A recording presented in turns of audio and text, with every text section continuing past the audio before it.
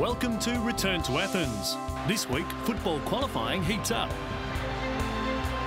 The material for the bronze medals arrives in style. And Iraq's boxing team spar for an Olympic berth. All that and more as we return to Athens. Firstly, to qualifying news, and a South Korean win or a draw over host China would be enough to clinch South Korea's ticket to Athens.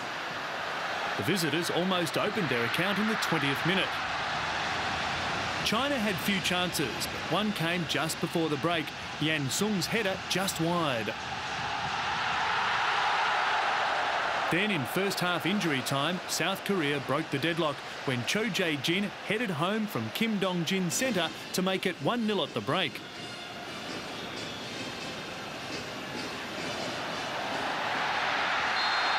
South Korea ensured their trip to Athens just 2 minutes after the restart.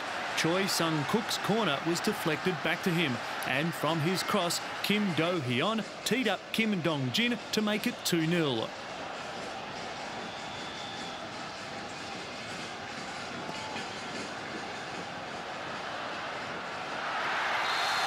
And that was the end of the scoring, and referee Kwazum Shaban's final whistle signalled that the Koreans had clinched the #1 spot in the Asian Zone Group A. An uplifting experience for Korean head coach Kim Ho-kon, who received the traditional celebratory fling in the air from his team. Koreans now join Japan as the second of Asia's 3 qualifiers. Both men's and women's football competitions will be hosted in 5 cities: Athens, Volos, Heraklio, Thessaloniki and Patras, with all finals taking place in Athens. Competition will take place from the 11th of August, 2 days before the opening ceremony.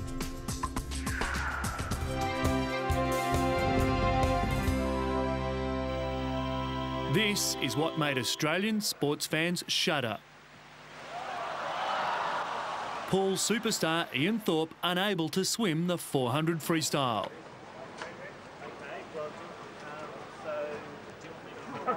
Thorpe's hopes of swimming in the event appeared to have been sunk when he was disqualified for a false start after slipping off the blocks during the Australian trials.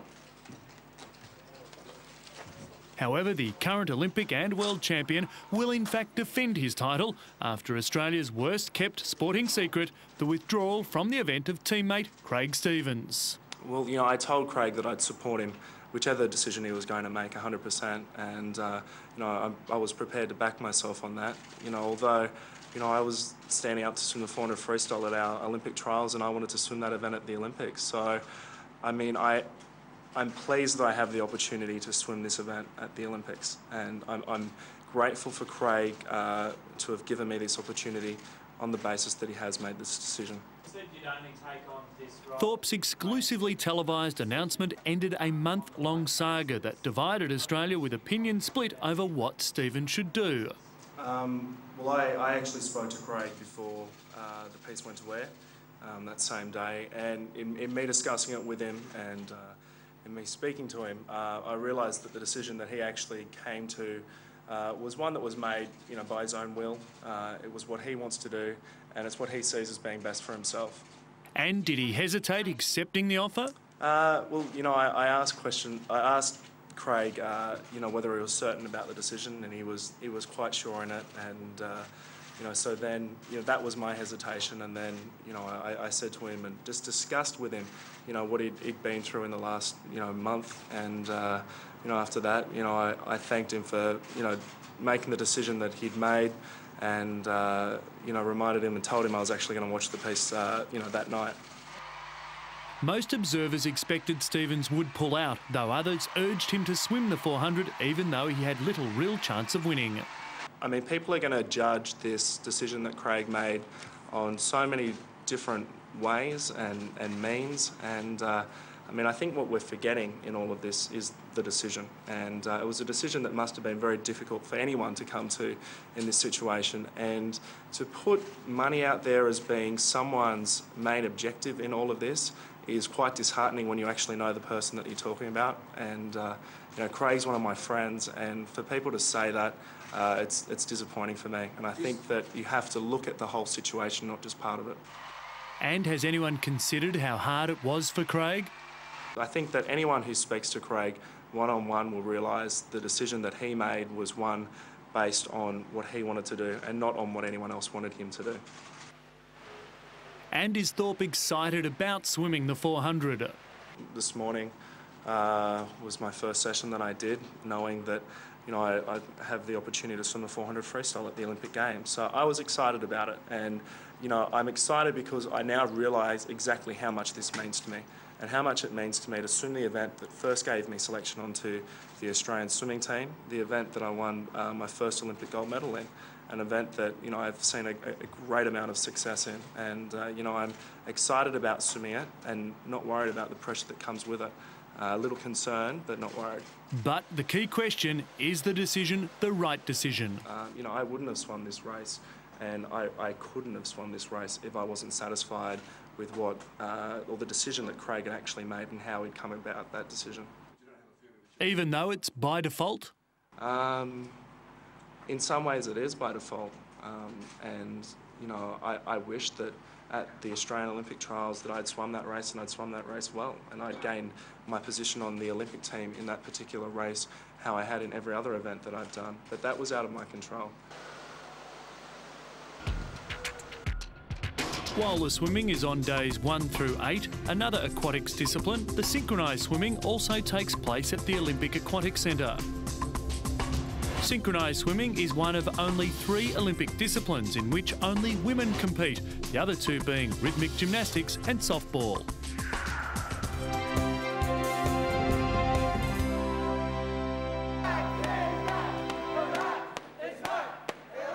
The Olympic dream of the Iraqi boxing team took another step closer to reality when they gathered in one of London's most famous gymnasiums to spar ahead of the qualifying bouts.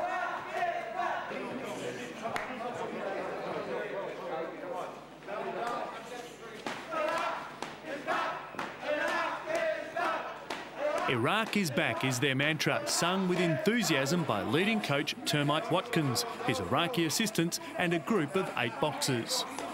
From Britain, they travel straight to Pakistan, where they'll fight for a place in the Asian qualifying bouts, involving more than 30 nations. One of Iraq's main hopes for a place in the Games is Najah Salal, who still lives in war-torn Baghdad. The 24-year-old weighs only 48 kilograms, but was strong enough to give a hard time to his British sparring partner during a practice session at the Repton Boxing Club, where Britain's Audley Harrison trained to win a gold medal at Sydney in 2000.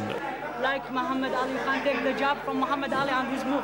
You can't take your moves from Nassim Hamid. Yeah. You can't take your strong from Tyson. Every boxer has something to do with. Najah tipped as one of the boxers who could make his Olympic dream come true, thanks to the new environment. There is many different. Now you can travel outside Iraq very easy. Many of teams from Iraq can go to sharing to represent Iraq outside, sport of Iraq outside of Iraq. So before that, there's very difficult to travel outside Iraq because maybe there's some problem we will see some problem with security systems. A computer science graduate, the light flyweight Iraqi, wishes the situation in his country could be resolved. I hope this situation is stopped and the war on Iraq is stopped because I love my country very, very much. We need to rebuild and many buildings now is destroyed in Baghdad and in all Iraq. And even if they don't make it in the qualifying in Pakistan, the team has already scored a huge victory by securing one of 2 wildcard places offered to the Iraqi Olympic Committee to take athletes to Athens. I think they're very good, they're very fast, need to work on a bit of strength, I feel. They're very quick and fast, sharp, and they're very fit as well.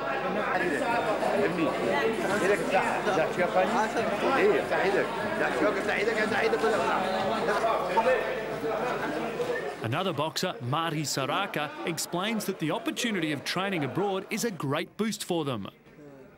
At the moment, it is very difficult to do sport in Iraq. We cannot train because the situation is not stable. But hopefully in the future, when the situation is more stable, sport will be like it was before. Watkins went to Iraq initially to work in pest control before taking over the running of the Iraqi boxing team, given $200,000 towards bettering sport in the war-torn country. What it does, it gives the people somebody good to support and to back.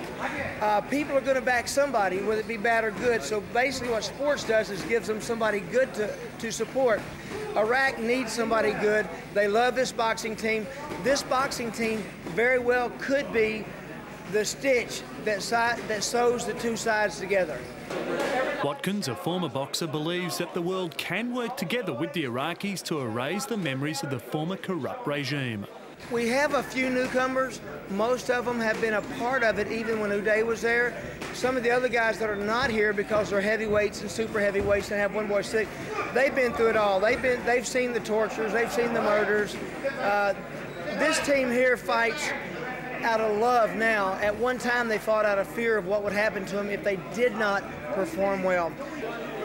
Iraq have not competed at the Games since being sanctioned in 1992 following the first Gulf War. We look forward to seeing them in Athens. To see all the boxing action, including the Iraqis, you'll need to book a ringside seat to the Peristeri Olympic Boxing Hall on any competition day excepting day 13. Costs for tickets vary from 15 up to €180.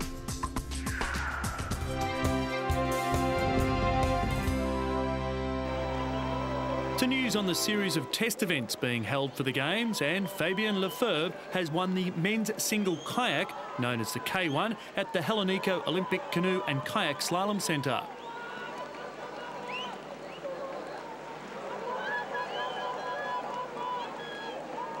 The Frenchman's time of 93.08 seconds in the final run, added to the 93.89 for his semi-final, gave him a winning World Cup total of 186.97 seconds.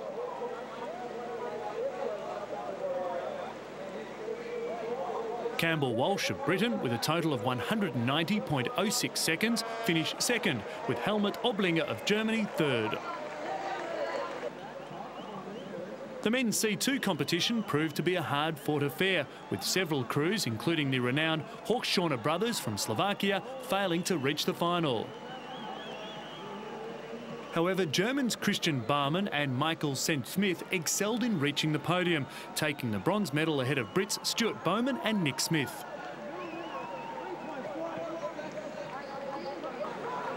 The French duo of Cédric Forgy and Martin Bro took the lead with an almost flawless run. However, they could not maintain that lead and would eventually take the silver medal. Many crews intend to stay in Athens to train, as the Athens course is unusual in that it's a saltwater artificial course, the only one of its kind in the world. The strange feel of the saltwater has left many contenders perturbed and desperate to spend more time on the course before the Games. The Czech duo of Jaroslav Wolf and Andrei Stepanek trailed after the semi-finals thanks to a 2-second penalty for touching a gate, but then produced a very fast, clear run in the final to grab the gold.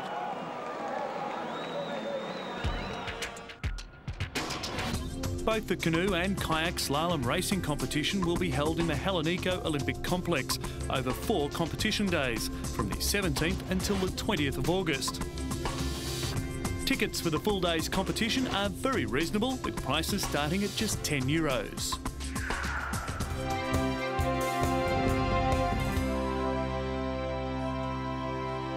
Last year was by no means a year which American sprinter Maurice Green would like to remember. Plagued by injury and inconsistent performances, he not only lost his title of world champion, he lost the title of the fastest man on the planet.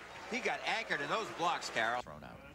There's Mo Green. These are some of the things obviously Once considered to be unbeatable and untouchable on the track, Green's former 100-metre world record of 9.79, set during 1999 in Athens, is now his driving force to help him climb back to the top of world athletics.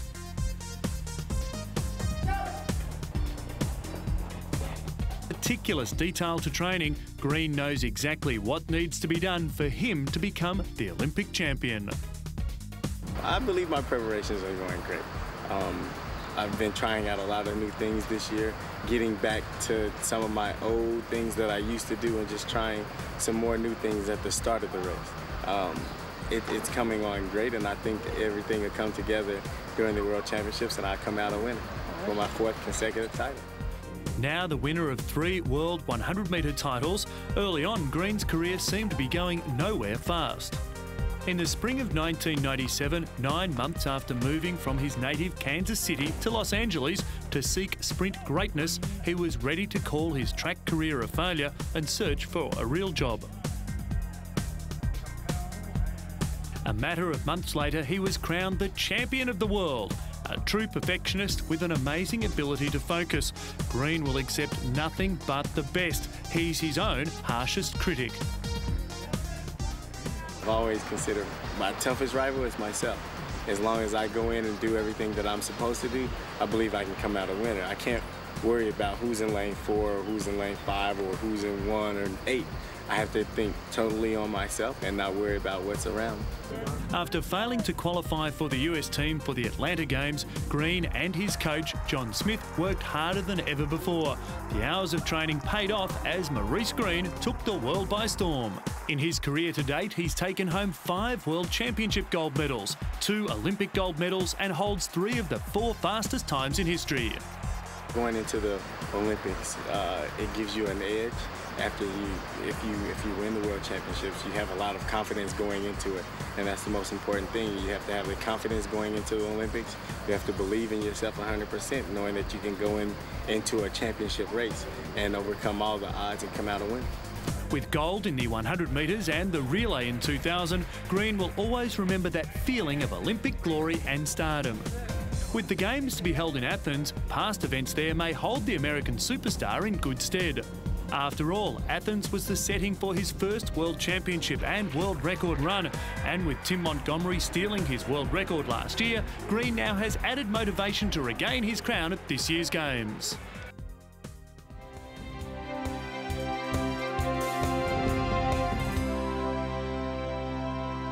While in less than 100 days, the Games of the 28th Olympiad will be underway in a multitude of freshly constructed venues, construction of Athens' most famous landmarks took considerably longer than the 4 years it's taken to erect the modern ones.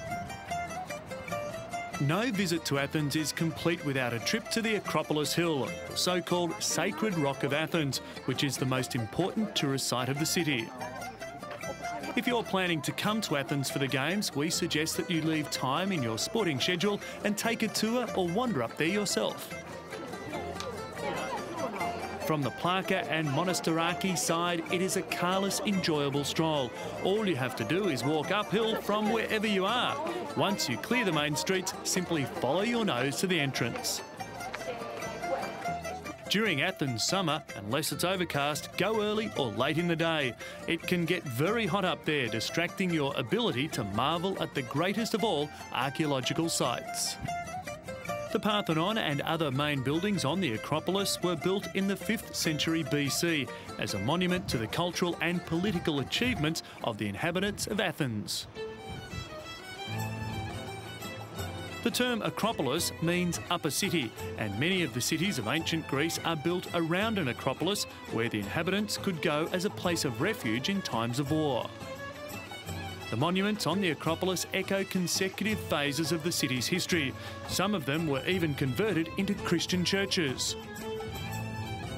After the liberation of the city from the Ottoman Empire, the restoration and conservation of the monuments was one of the first tasks of the newly founded Hellenic state. The first excavations on the hill were conducted between 1835 and 1837 and continue to this day. A popular place to visit is a small monument where the Greek flag flies. You can see all of Athens as she stretches out endlessly below. It offers great views of the Plaka beneath you, the ruins of the giant temple of Olympian Zeus, and the Panathinaiko Olympic Stadium nestled in a pine-covered hill. The Acropolis is a great place to get your bearings in Athens. When the Germans occupied Athens during the Second World War, the Ebzoni, who guarded the Greek flag, which flew from the Acropolis, was ordered by the Nazis to remove it. he calmly took it down, wrapped himself in it and jumped to his death. The most important monument on the Acropolis is first and foremost the Parthenon. It is the most characteristic monument of ancient Greek civilization and remains its international symbol. A visit to the Acropolis is a must for every Athens visitor, and while much of the Parthenon has been taken apart, it is slowly being put back together, with pieces being refastened to remedy the wear and tear of centuries, in particular the last 20 or so years of air pollution.